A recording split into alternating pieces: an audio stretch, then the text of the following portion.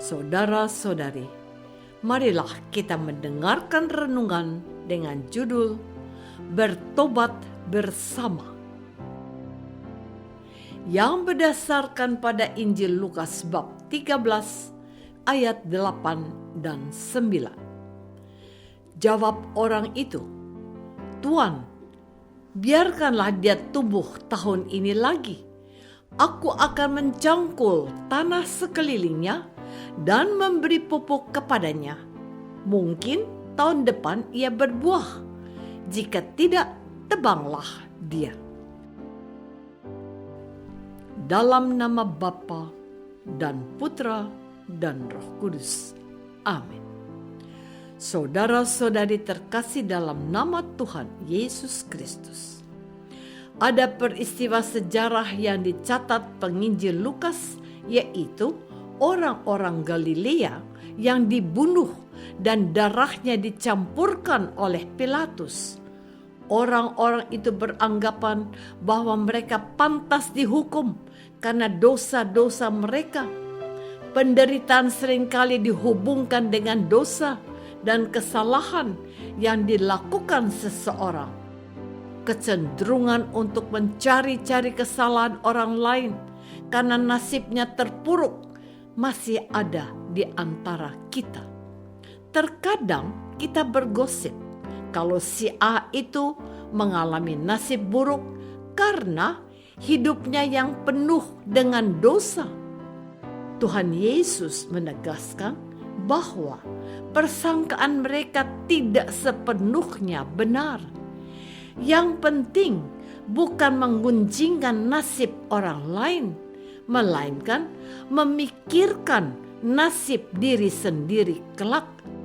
Maka Tuhan bersabda, "Sangkamu orang-orang Galilea ini lebih besar dosanya daripada dosa semua orang Galilea yang lain, karena mereka mengalami nasib itu? Tidak, kataku kepadamu, tetapi jikalau kamu tidak bertobat, kamu semua akan binasa dengan cara demikian." Pertobatan pribadi lebih penting daripada menuntut perubahan orang lain. Saudara-saudari terkasih, dalam pergaulan dan percakapan di antara ibu-ibu, suatu hari di halaman gereja terdengar gosipan yang tidak enak didengar. Seorang ibu berkata, dia itu sok rajin ke gereja dan aktif di lingkungan, padahal dia itu suka marah-marah sama suaminya. Dia kasar kepada anak-anaknya. Dan seorang ibu lain menambahkan, "Betul, saya bahkan pernah melihat sendiri. Dia itu memukuli anaknya karena tidak mau menyapu halaman depan rumah mereka." Tidak perlu saya teruskan gosipan selanjutnya.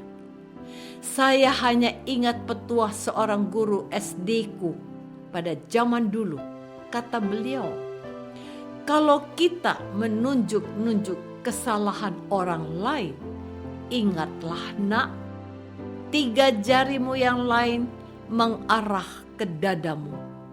Jangan suka mencari-cari kesalahan orang lain, tetapi belajarlah memeriksa diri kita. Apakah kita sudah lebih baik dari orang yang kita tunjuk-tunjuk itu?" Maka sesungguhnya pada hari ini Tuhan Yesus mengingatkan kita untuk rendah hati dan berusaha terus membangun sikap tobat dan memperbaiki diri kita. Tidak perlu terlalu sibuk dengan apa yang diperbuat atau dikatakan orang lain yang nampaknya salah dan mengganggu pemandangan atau pendengaran kita. Lebih baik bertanya diri, apakah yang masih bisa aku lakukan agar aku tidak menjadi batu sandungan untuk orang lain? Saudara-saudari terkasih, Untuk membuat pendengarnya paham akan maksudnya, Tuhan Yesus mengemukakan perumpamaan tentang pohon ara yang tidak berbuah.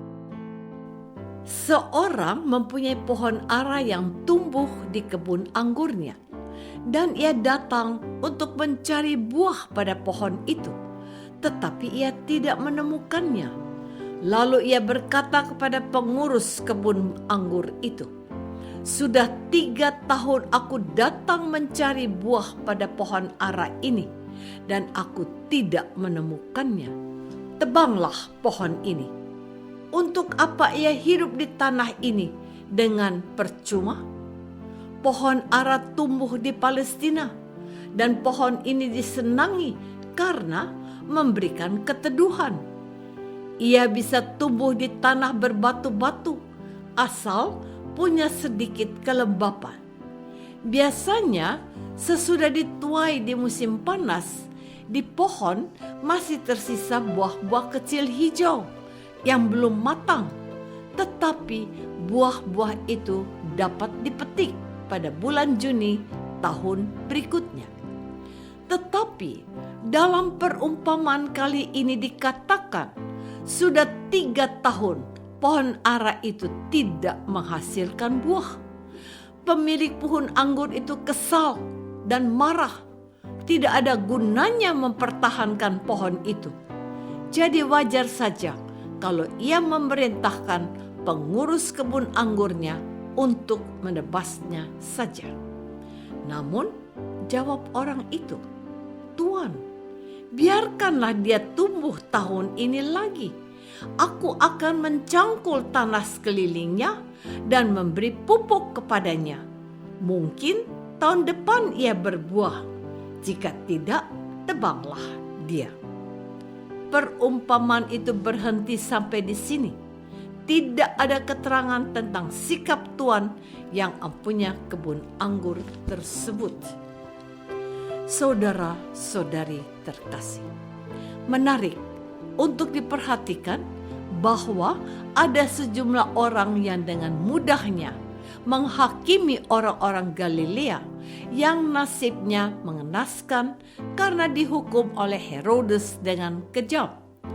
Tetapi patutlah kita apresiasi dan ancungi jempol orang yang menjadi pengurus kebun anggur. Dia tidak putus asa dan dia meminta boleh mengusahakan sesuatu agar pohon ara itu tidak ditebang. Ia akan menyangi dan memupuk pohon ara itu agar tahun berikutnya bisa menghasilkan buah. Kalau kita melihat ada hal yang tidak berkenan di hati kita, janganlah kita cepat-cepat memutuskan dengan menghakimi atau menyalah-nyalahkan seseorang. Diperlukan kesabaran dan pemahaman yang mendalam sembari tetap menjaga diri menjadi orang baik. Tuhan Yesus menghendaki ada perubahan sikap dan perkembangan tindakan dalam diri orang-orang yang menyebut dirinya orang Kristen. Mereka harus menghasilkan buah seperti yang diharapkan oleh Tuhan.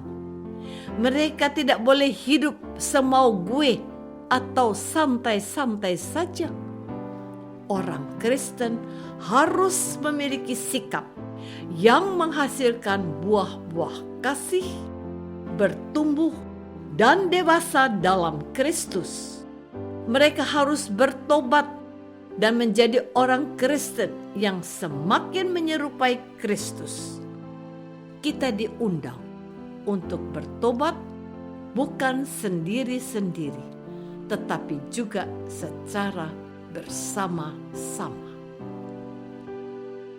Apakah aku tidak terlalu sibuk mencari-cari kesalahan orang lain? Apakah aku punya waktu untuk mawas diri dan bertobat menjadi pribadi Kristen yang memuliakan Allah? Marilah kita berdoa. Bapa yang Maha Baik, terima kasih sudah mengingatkan kami untuk tidak mudah menghakimi sesama. Yesus mau kami bertobat dan menghasilkan buah dalam kehidupan. Bantulah kami untuk mengusahakannya demi Kristus Tuhan kami. Amin. Semoga kita semua selalu dinaungi dan dibimbing oleh berkat Allah yang Maha Kuasa, Bapa dan Putra dan Roh Kudus. Amin.